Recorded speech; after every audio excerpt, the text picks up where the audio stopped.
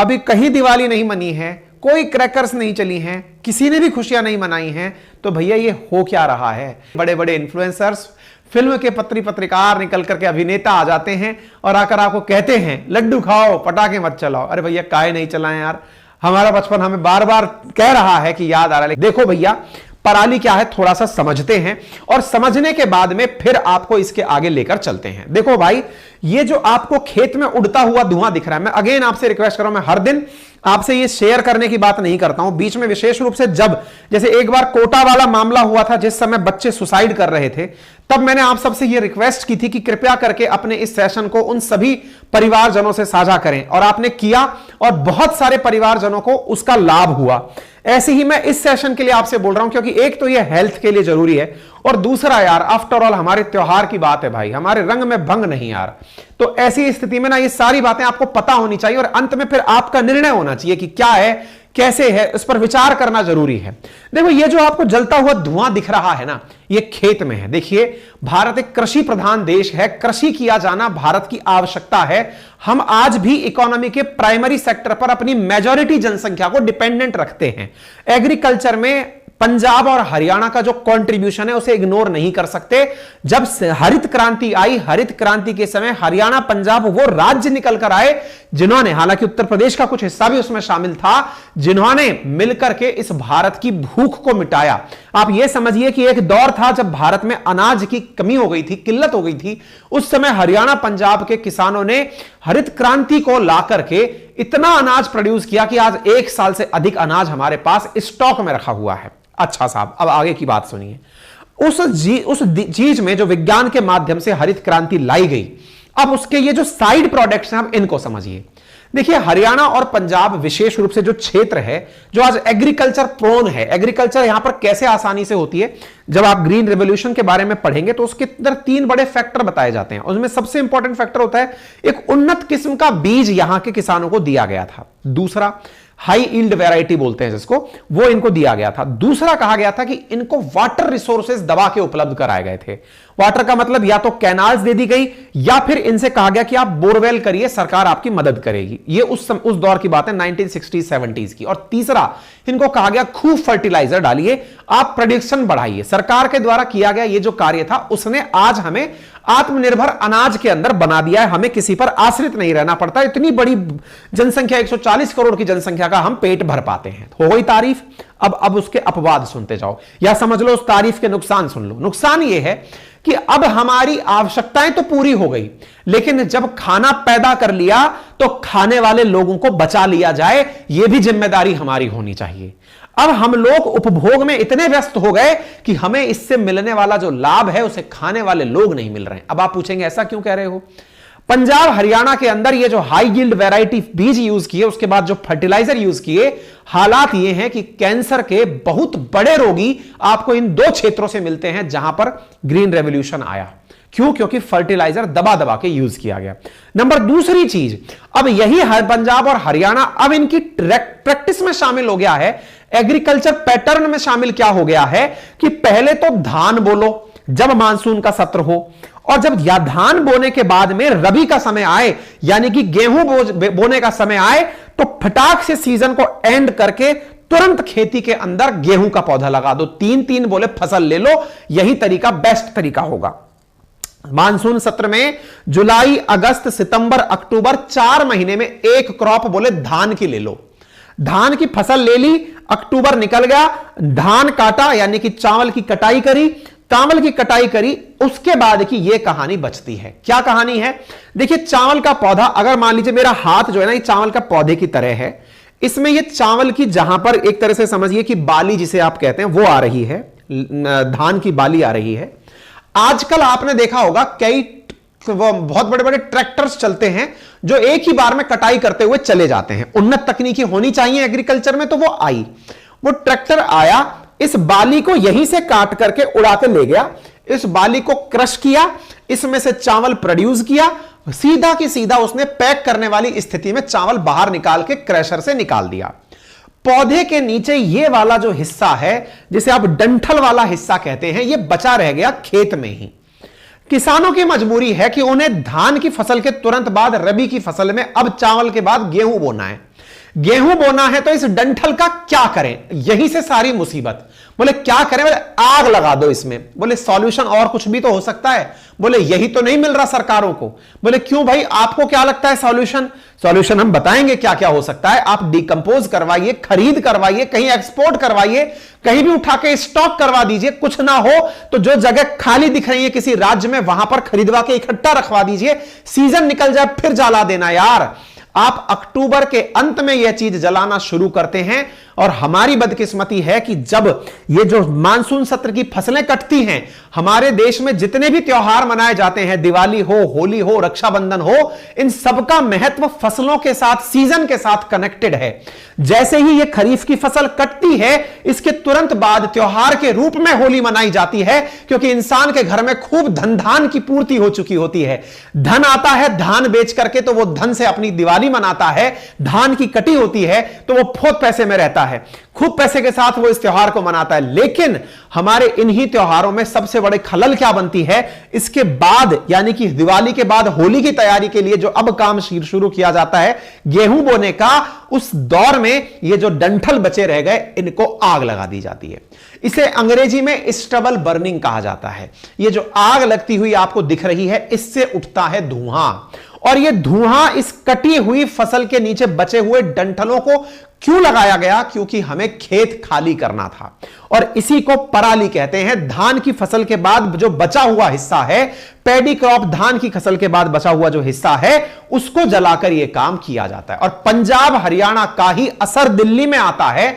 यही दिल्ली का सबसे बड़ा कारण बनता है। अब बड़ा सवाल बनता है, कईयों को यह मिसकंसेप्शन दे दिया जाता है। क्या कंसेप्शन दे दिया जाता है?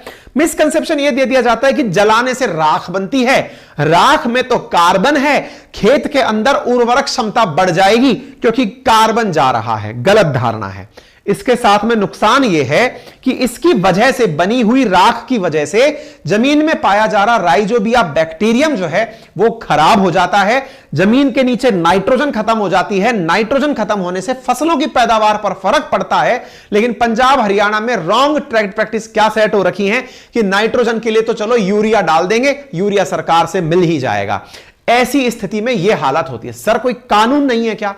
पराली जलाने को रोकने के लिए आईपीसी की धारा 188, इंडियन पीनल कोड की धारा के तहत 6 महीने का कारावास और 15,000 रुपए का जुर्माना बताया गया है। ऐसी स्थिति में यह कहा जा सकता है कि जब खेत में आग जलती हुई दिखेगी आपको, तो बड़ा सवाल यह बनता है कि यार अगर आग कहीं जल रही है, इसका मतलब है कि सरकार उस पर कार्रवाई कर सकती है।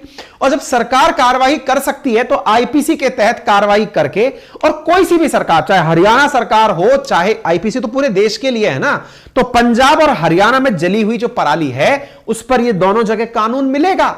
तो सरकार की तरफ से पुलिस की गाड़ी जाए, जहां आग लग रही है, घर के मालिक का पता पूछे किसकी खेती है, उसको वहीं पर बताया जाए कि भैया तुम्हें इस प्रकार का प्रावधान है, तुम ऐसा कार्य मत करो। अगर होता है तो आपको यह कारावास दिया जा सकता है। समझाइश से यह काम मिटाया जा सकता है।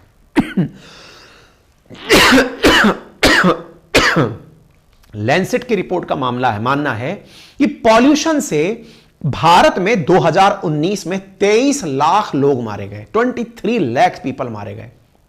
और तो और ये स्टबल बर्निंग हर साल का मामला है। 2022 में देखिएगा, दिवाली के समय क्रैकर चलते हैं तो ये पॉल्यूशन थोड़ा और बढ़ेगा, लेकिन 90% तो इन्हीं के चक्कर में होलिया होता है। और फिर शुरू क्या होता है देश के अंदर? Blame game. ब्लेम गेम क्या कि साहब इसके लिए जिम्मेदार कौन है? दिल्ली में बैठा हुआ कोई भी सरकारी आदमी, चाहे वो केंद्र सरकार की तरफ से हो, चाहे वो वहां की केंद्र शासित प्रदेश के मुख्यमंत्री अरविंद केजरीवाल जी की तरफ से हो, ब्लेम देना शुरू होता है। ये किसकी वजह से हो रहा है?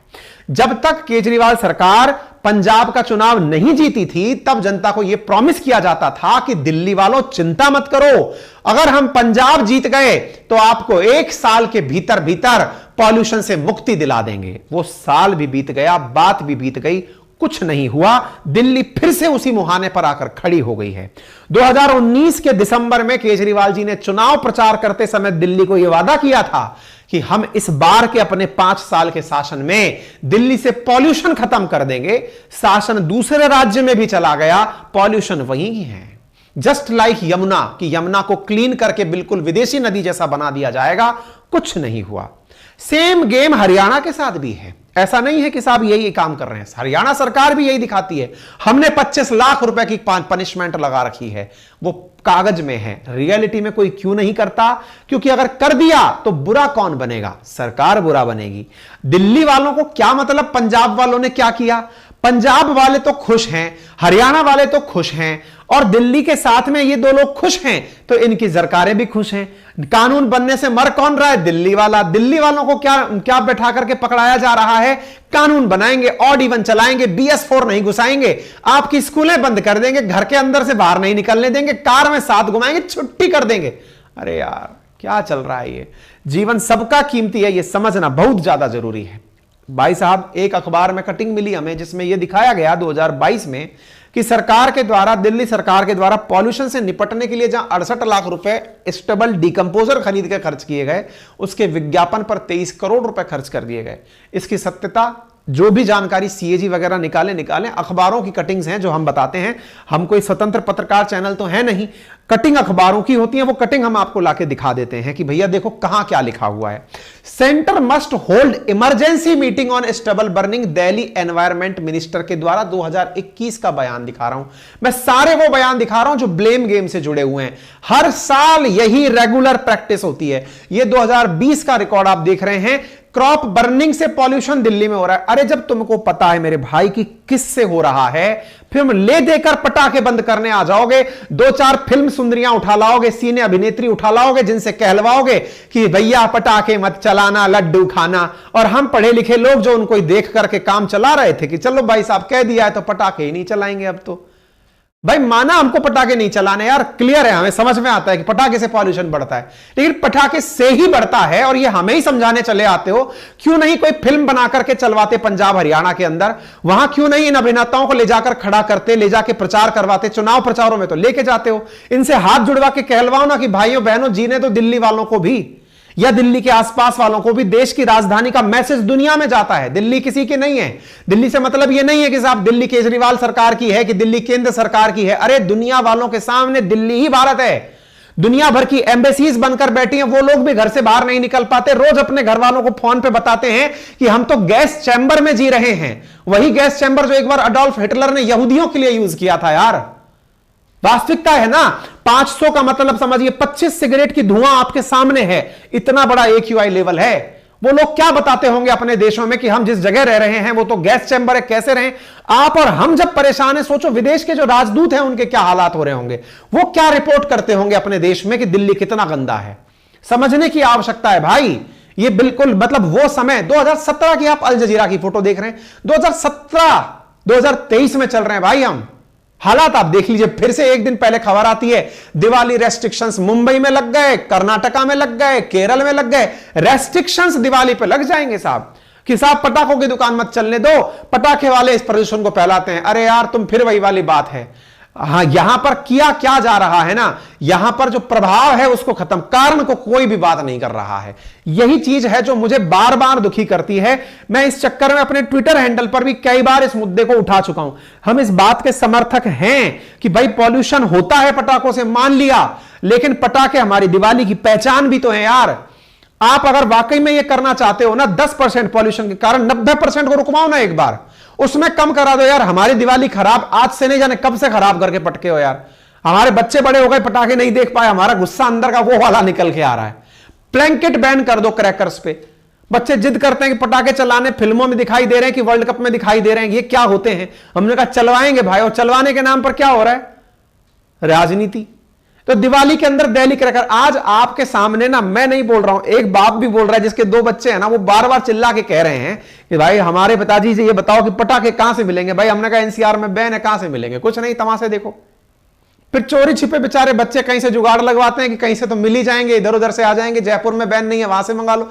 ये कैसे चलेगा यार? मतलब समझो ना, इसके अंदर जो चीज संभव है उस पर काम क्यों नहीं किया जा रहा है? संभव है ना भाई, आपके पास इतने पावरफुल लोग हो, प्रचार में पैसा इतना खर्च कर सकते हो, चुनाव प्रचारों में पैसा खर्च कर सकते हो, जाकर के किसानों को समझाओ और उनको कहो ना कि भाई आपकी ये पराली के चलते इतना नुकसान अगर हो रहा है तो ये पकड़िए धन, क्योंकि दिल्ली अगर बंद होती है तो दिल्ली में भी तो घाटा होता है। वो पैसा उठा के किसानों को दे दो ना, आपकी ये किसानों आप ये पैसा पकड़ो, पराली मत जलाना, साइड में रख लो, गर्मी आए तब जला लेना भाई। अगर जलाने से ही काम चलता है, जमीन का टुकड़ा खर्च होगा ना तो उसकी जगह इस पराली को इकट्ठा करके रख लो, और कुछ नहीं, जमीन जहां पर बंजर भूमि पड़ी है वहां सबकी पराली इकट्ठी करके डाल दो। सीजन जब सही हो जाए, सर्दियां थोड़ी बाहर निकल जाएं, उसके बाद जला लेना भाई। मुद्दा देखिए हमारे दिल के बहुत ज्यादा करीब है, और दिल्ली में फायर क्रैकर बैन की खबर आज की नहीं, जब देखो तब की यही खबर है। जब चाहो उठा लो, 2022 उठा लो, 2021 उठा लो, 2020 उठा लो, सब जगह पटाखे बंद, पटाखे बंद, पटाखे तो ऐसे बंद किए जाते हैं।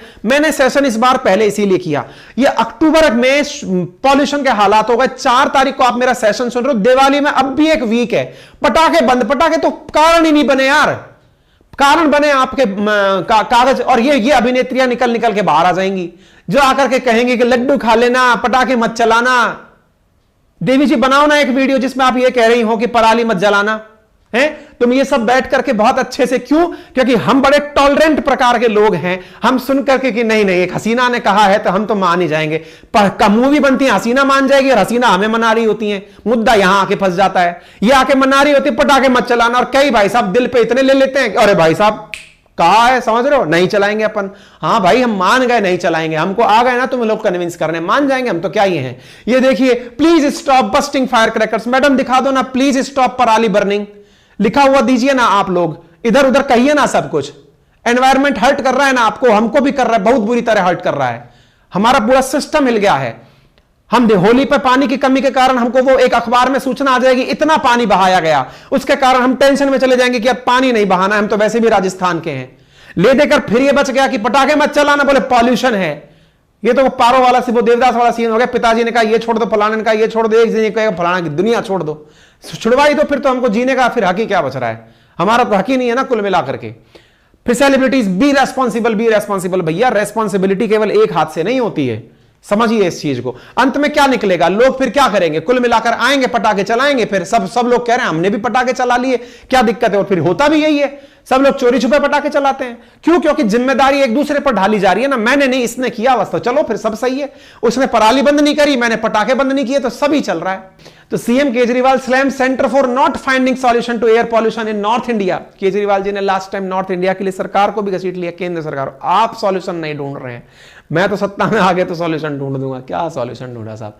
तो आप इधर देख लीजिए, बाकी तो खैर जो भी है, आप और हम पॉल्यूशन फ्री का वादा देख करके केजरीवाल जी का चुनावी वादा देखे थे। 31 दिसंबर 2019 की बिजनेस टुडे की कटिंग मिल गई हमको।